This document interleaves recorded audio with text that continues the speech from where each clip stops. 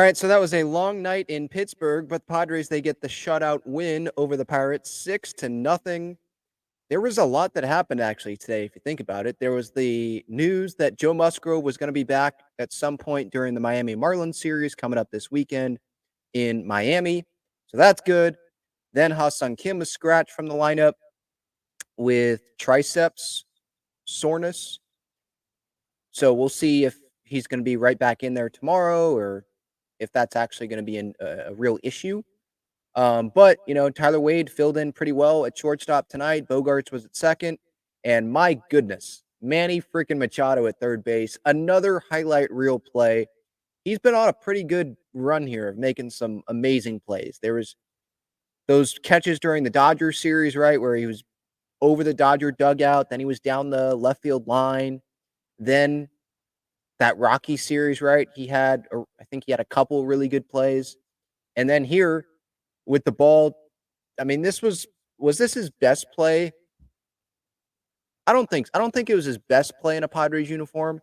It was probably his best fadeaway throw, the best fadeaway play for him in a Padres uniform because it was it was going down the line. Umpire was right there, and Manny gets it, fadeaway throw. I mean, the transition from fielding the ball to making the throw was pretty darn quick. It wasn't a super slow runner going down to first base, and then props to Crony keeping his foot on the bag, lunging there to make that catch. But shouldn't be surprised. It's Manny freaking Machado at third base. And so, again, just super grateful that Manny is our third baseman. What I would point to as his best play as a Padre was in Colorado when he went into the tarp. I don't know if you guys remember that, but I think that was a couple of years ago. He went into the tarp running down the line and made that play. And then he got up because there was a runner on third. I remember this. There was a runner on third that was going to tag to try to score. He didn't just make the catch, he quickly got the ball in as well. So I would label that number one. But this one is a pretty close second, unless I'm missing another one that I would put in front of it. But holy cow, what a night from him. What a night from Donovan Solano, huh? 4-hit night, drives in 4 runs, taking advantage of the hanging breaking balls tonight. So great job out of him. And I keep going back to AJ because AJ was the guy that gave Solano this second big league chance, right? Where there weren't a lot of teams that were waiting to sign Donovan Solano, and the Padres grab him. And look what he's done this season. He has an OPS of almost 800. His average is over 300. That's a pretty darn good luxury to have as a guy off the bench when he's not starting and Luis Urias isn't in the lineup like today. The Luis Urias trade seems to be working out. Now, it just happened, so I'm not going to overreact, but in terms of money, that really helped out the Padres, where the Marlins, I believe, are paying down all of Urias' contract this year. Then there's the David Peraltas, the Jurickson Profars, the Jeremiah Estradas, moves like that, and I could go on and on, for this year, just the things that this Padres staff has done to put the Padres where they're at, which is 62-52, 10 games over 500. It wasn't that long ago. Think about this. It wasn't that long ago when the Padres were going up and down, right? Didn't know if they were going to get very far away from 500. Were they going to go back under 500? It was just one of those yep, this is a 500 team. I think was it through 100 games or it was at the All-Star break? They were literally 500. Same amount of wins and losses. And now they're 10 games over. So they've been playing really good baseball post All-Star break. Jackson Merrill had himself a pretty darn good game. 1 for 4, scored a run, made a good play in center. Profar had a couple of hits. Manny obviously didn't get any hits, but had the great play defensively. Bogarts, I love the piece of hitting that he had. What inning was that? In that long 5th inning. So Wade, they called that a single.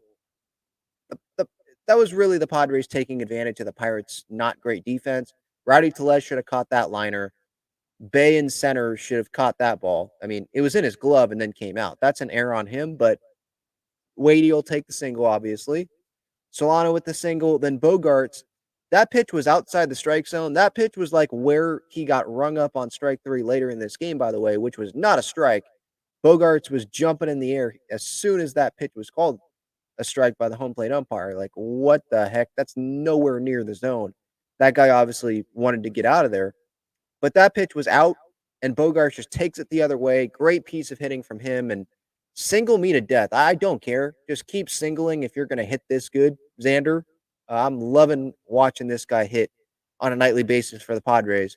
And then Solano, for good insurance, made it 6-0. How about the Padres pitching tonight? Shout out to Hoeing coming in because there was the long delay, which I'll hit on right now. So Brian Hoeing, 3 2/3, no runs, a few punch outs. Morahone went an inning, struck out a couple. Jason Adam, yeah, there was that bases loaded situation, but results based business, no earned runs. Tanner Scott getting that strikeout to end that inning to strand the bases loaded. And that's what the luxury the Padres have. They didn't even have to use Robert Suarez tonight. You can go with Tanner Scott in the 7th inning. Think about that. That's one of the best relievers in baseball. He was an all-star, and you're going to him in the 7th inning because of the guys that you have behind him in this bullpen and just the other guys around in the bullpen. You have a Dylan Cease rain delay, 1 inning outing, and you're able to survive and not allow any runs. I get it's the Pirates, but still, that's impressive. It just speaks to the depth that this Padres team has. And again, props to AJ Preller for helping build that, obviously. But yeah, this rain delay, what are we doing? So before the game starts, I think that's the Pirates' call. I think when it starts, that's MLB's call, I think. Like the umpires to determine, okay, when do we have to start this? When do we have to stop this? Excuse me. The Pirates, I think, grounds crew, the head's groundskeeper, can like warn umpires, okay, this is coming. Maybe we should stop. But I think it's up to the umpires when they stop it. But before the game, the Pirates, what are you doing there? If you know that stuff is coming and it's not going to be very long, this was another like Washington Nationals type thing where Dylan Cease goes 1 inning. It's early. It's not like they got 5 innings in. It was early in this game, and there's a rain delay, a long rain delay. And you don't resume the game until 9:40, I believe, around that time, Pittsburgh time. That's ridiculous. The huge puddle in the outfield, Jackson Merrill was joking that he could be swimming in that thing because of how big it was. That was hilarious, by the way. The shot that I think the Pittsburgh TV had of him like pointing to Xander and Wade in the infield, like I could go swim in this thing, and like showing them the distance of how big it was. But like if someone brought this up, if Paul Skeens was starting for the Pirates, would they have started that game? Or would they have been super precautious because they didn't want to waste a Paul Skeens outing? You know? Maybe that's me speaking out of turn and, not knowing the total situation, the total information the Pirates grounds crew had. But come on, like if it happened that quickly, like it did, you had to have known.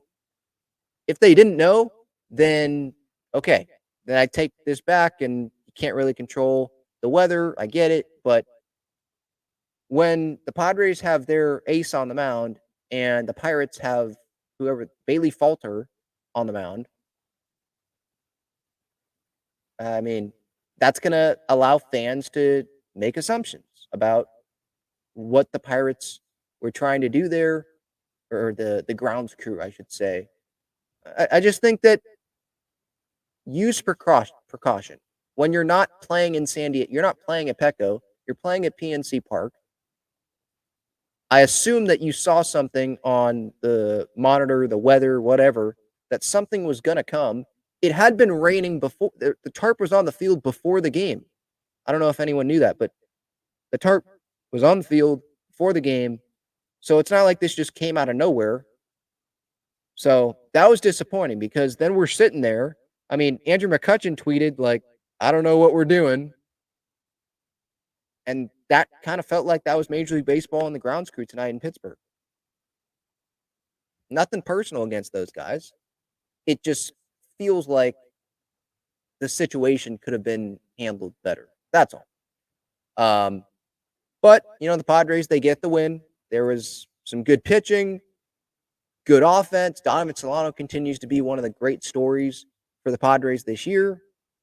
And Dylan Cease, we'll see what happens. He only went 1 inning, so maybe he can pitch during the Miami series. And instead of having to go with the bullpen day at some point, and this could end up being a good thing because the Padres got this win. And then maybe they can go win a Miami game if he starts during that series. Now, Joe Musgrove, I did want to get to that news. Kevin Acee tweeted before the game, Joe Musgrove will start for the Padres this weekend in Miami. The day has not been determined. He has not started since May 26th due to elbow issues. So that's obviously great news. I was not expecting this. I thought he was going to go one more rehab outing and then go, be available for 5 innings in that next outing, probably when the Padres came back home. But if he's going to be available for 50 to 60 pitches, let's say, and he can go 4 innings, work into the fourth inning, and then they can go with, well, what's today? Today is Tuesday. So if Musgrove starts, even on Friday, probably Saturday or Sunday, though, you could go with Hoeing after Musgrove, and you could get through 7 innings in that situation, And it is the Marlins. They just traded away a bunch of guys, so the Padres could have a good lead, and it could be a non-taxing day on the bullpen. So, look, I am happy that Joe Musgrove's coming back. It seems like everything is well. It doesn't seem like they're super rushing this. And when you're 10 games over 500, you definitely should not be rushing Joe Musgrove back. They're not comfortably in a postseason spot. I'm not saying that. But when your pitching is pitching this well, you just got a bunch of bullpen reinforcements. You had a day off this week. You want to be careful. So I assume here that Joe Musgrove, he's totally good, and there's no problems here. There's probably concern because he's coming back from injury, but not concern like, oh, they're doing this too fast. At least from what I've read, what I've heard, I'm not getting that sense. So that's what I was worried about was Joe, the competitor he is, because I feel like he's done it maybe in the past. I think he's admitted to it. Thinking in hindsight, maybe I could have gone a little bit slower with it and I rushed back.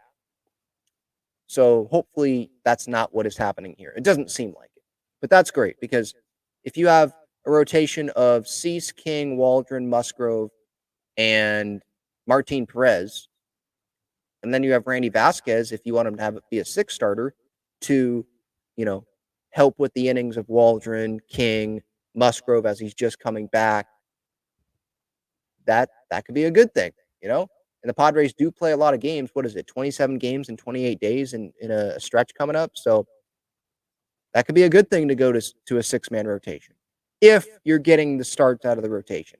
If, that 6-man or Perez and Vasquez struggle, then is it worth it to go to the 6-man if you can't afford to have, those bad outings at the back end of the rotation, right?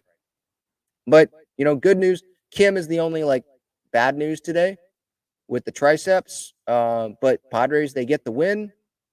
Musgrove going to be coming back. So, great night. Longer night than what I don't know, longer night than what it should have been because it's the rain. What can you do? But it was a more frustrating night, at least at the beginning, than it probably should have been. Should they have started this when they did if they knew stuff was coming? I mean, no.